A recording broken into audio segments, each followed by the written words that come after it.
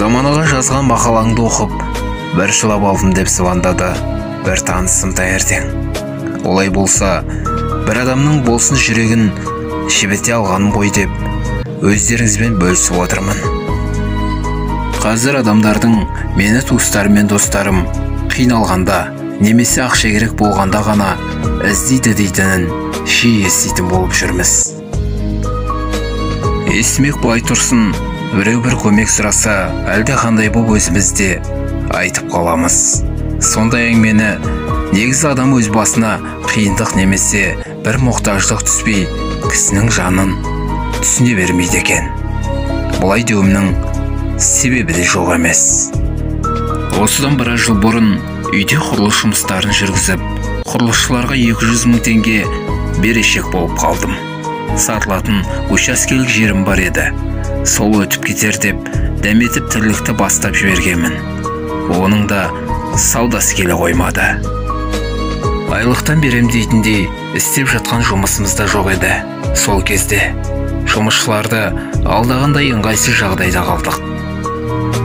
Содан не керек беттің арын белге буып, өзім ең жақын тартқан, іштей жақсы көретін адамдарымнан қарызға ақша сұрадым. Кімнің алыс, кімнің жақын екенін осындайда біледі екен ғой адам. Мұндайда жақын деп жүргенің жақын емес боп шығады екен. Ақшалы туыс дос жарандарымның бәрі түрлі сылтаулар айтып, жоқ деп бастарын алып қашты. Сенің проблемаң, ол сенің проблемаң. Оған не үшін біздің басымыз ауыру керек деген секілді көрініп кетті.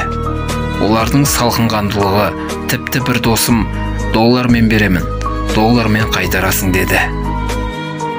Қатты қысылғаным сондай, мен оның талабына да көндім. Ол үйге барып, ойланып көрейінші, дәл бүгін бере алмаймын дегесін сүмірейіп үйіме келдім.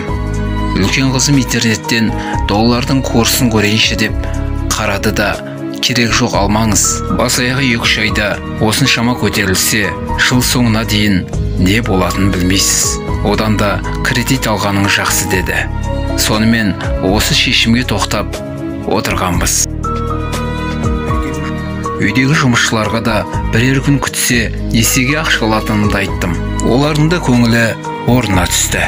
Сөйтіп, кешке батып бара жатқан күннің қызыл шапағын тамашалап, іштей қойшы, ақыры несие алады екенмін, 1 миллион теңге бірақ сұрайын. Берсе үйімді де бітіріп, қалған ақшаға азын-аулақ мал алып, соны көбейтсем, тарықпайтын шығармыз деп армандап отырғанмын.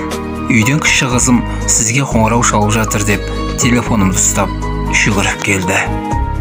Кім екен деп қарасам, ауылда тұратын сырлас досымдай болып кеткен туыс әпкем екен.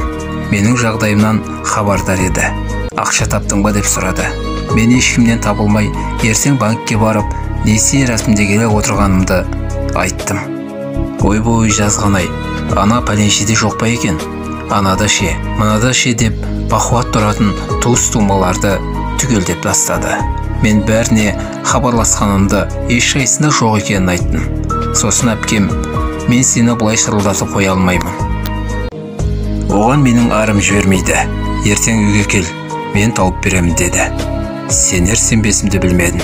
Жүгіріп үйге кіріп, күйеуіме әпкемнің сөзін айттым. Ол несие алғаннан соның дұрыс екенін айтты. Сонымен ертесі күні ауылдағы әпкемнің үйіне жол тарттым. Шынымды айтсам, бұл кісіде ақша бар деп мүлде ойламаппын. Күйеуі ерте қайтыс болып, шеттей бала-шағаны жалғыз өзі асырап жеткізген адам ғой.